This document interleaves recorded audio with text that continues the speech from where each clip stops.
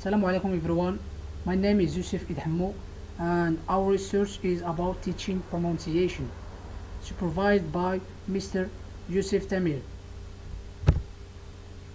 Our table of content includes an introduction, definition of TEFL, teaching pronunciation, the whys of teaching pronunciation, divergences of teaching pronunciation, factors influencing teaching pronunciation, techniques for teaching pronunciation, drilling, rhythm and melody as a road songs, and finally a conclusion. My presentation will focus mainly on the whys of teaching pronunciation, why teachers neglect teaching pronunciation, why pronunciation is important to learn, and why students have a bad pronunciation. Also, divergences in teaching pronunciation, which includes the perfect age to teach pronunciation, the differences between teaching pronunciation to adults and to young learners. Finally, success in pronunciation. Firstly, I'm going to start with why teachers neglect teaching pronunciation. Some teachers neglect teaching pronunciation, believing that it is not as important as grammar or writing or reading skills, and they feel like they already have too much to do and pronunciation will only make things worse. Yet, pronunciation is and should be as an essential element in acquiring the language, despite some teachers find it difficult to teach because of its method, which gives less emphasis on grammatical rules and more on obtaining native-like pronunciation and fluency. So, from this point, we can say that pronunciation is important as any other element in language acquiring, and it should not be neglected. Moving to the why pronunciation is important to learn. Since the basic goal of mastering any language is to communicate, then pronunciation would not be any different from other elements such as grammar, writing or reading. And in order to emphasize on why pronunciation is important to learn, I got an anecdote about a situation of poor pronunciation of a man returning from a vacation in the United States of America. Says, I quote, "Whenever I spoke to a person in the United States, they kept asking me, what, what? I would repeat my sentence again and again. Finally, they would say, ah, I got you, and then say my sentence using my exact words. It was very humiliating. My words and grammar were good, but nobody would understand what I am saying just because of my pronunciation." End of the quote.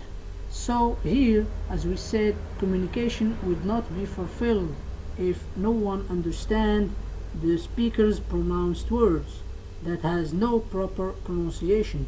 So good pronunciation can be a great deal of help in communication situations, or just the other way around, as we saw earlier.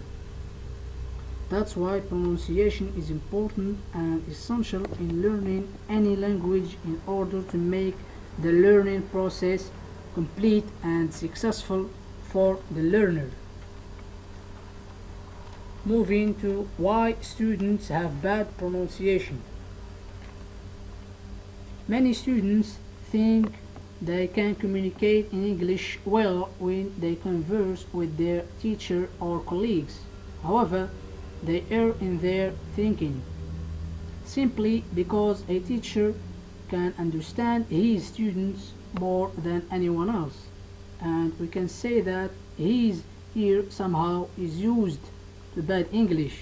Also, we can say that those students, along with their colleagues, have the same pronunciation patterns. They make, to some extent, the same mistakes.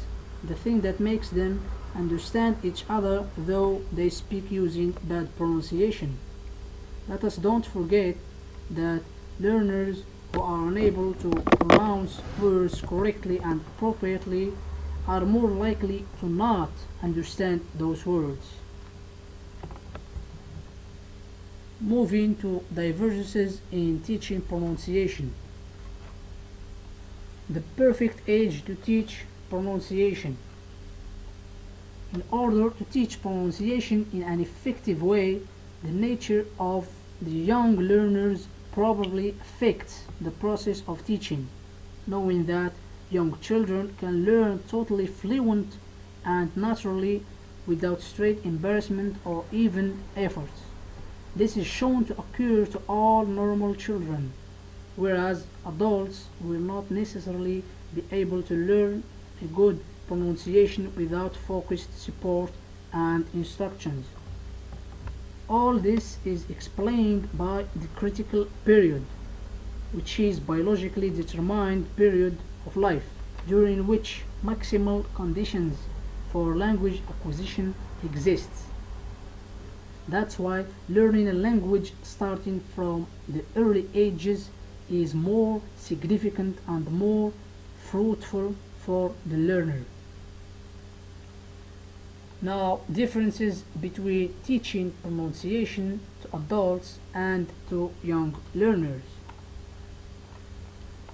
There are some differences between teaching adults and teaching children, and time may be one of the important differences because simply adults may have a very limited time devoted to learning due to their juggling between jobs and the fact that they have a busy life working all the time.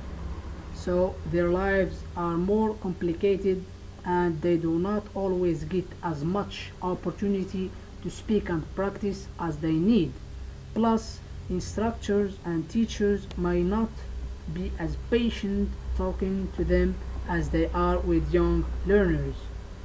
Young learners who are more exposed to the language either via computers or games or phones, etc., and because of the curiosity of their environment, which gives them more time to think about it, unlike the aged ones.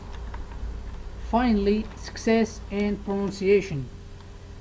Success in attaining good pronunciation is not as simplified by nature of the age as we mentioned before, because we may ignore the fact that the success depends on how much time and effort the learner puts into it. The major aspect for both adults and youngs would be the learner's willingness to take responsibility for his or her own learning.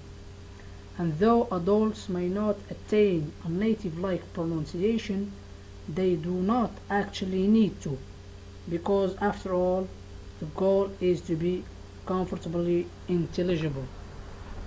That's all about my presentation, and thank you for your listening and attention.